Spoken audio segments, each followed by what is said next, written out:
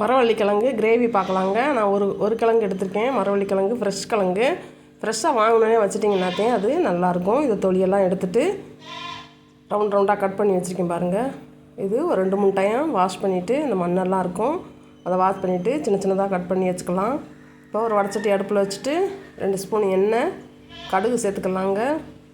கடுகு பொரிஞ்ச உடனேவும் சின்ன வெங்காயம் ஒரு 50 கிராமு இது கூட சேர்த்துக்கலாம். இது ரொம்ப நல்லதுங்க. மலச்சிக்கலுக்கெல்லாம் ரொம்ப நல்லதுன்னு சொல்லி டாக்டர்கள்லாம் சொல்கிறாங்க. கடுகு பொரிஞ்சோடனேவும் சின்ன வெங்காயம் சேர்த்தாச்சு. நீங்கள் பெரிய வெங்காயம் கூட சேர்த்துக்கோங்க. தக்காளி ஒரு பெரிய தக்காளி. வெங்காயம் வதங்கும் போதேவும் தக்காளியும் சேர்த்துட்டோம்னா 2 ஒன்றா வதங்கிக்கிறோம். பாருங்கள், இது கொஞ்சம் நல்லா வதங்கட்டுங்க. நல்லா வதங்கின பின்னாடி நம்ம இது கூட என்ன சேர்க்குறதுன்னு பார்க்கலாம். இது 2 நிமிஷத்தில் நம்மளுக்கு வதங்கி வந்துருச்சுங்க. சூப்பரான டேஸ்ட்டுங்க இது. ஒரு வாட்டி இதே மாதிரி ட்ரை பண்ணி பாருங்கள். இப்போ மரவள்ளிக்கிழங்க சேர்த்தாச்சு.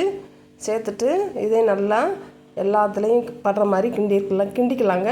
பாருங்கள், வெங்காயம் தக்காளி கூட நம்ம நல்லா கிண்டிட்டு இது கூட பாருங்கள்.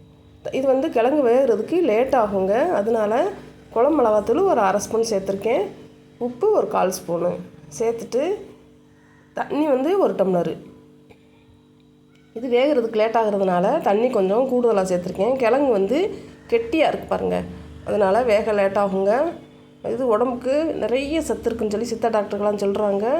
அழகாக வந்துருச்சு பாருங்கள், சூப்பராக இருக்கும். இது சப்பாத்திக்கெல்லாம் இந்த கிரேவி வச்சு சாப்பிட்டா அட்டகாசமான டேஸ்ட்டு. கேரளாவிலலாம் இது டெய்லி சமைப்பாங்களாங்க. அங்கே பழகுனதாங்க நான். பாருங்கள், நல்லா வந்துருச்சு. இப்போ தேங்காய் ஒரு 1/4 மூடி துருவி வச்சுருக்கேன், அதை சேர்த்துக்கலாம். சேர்த்துட்டு இதையும் நல்லா கிண்டிக்கலாம்.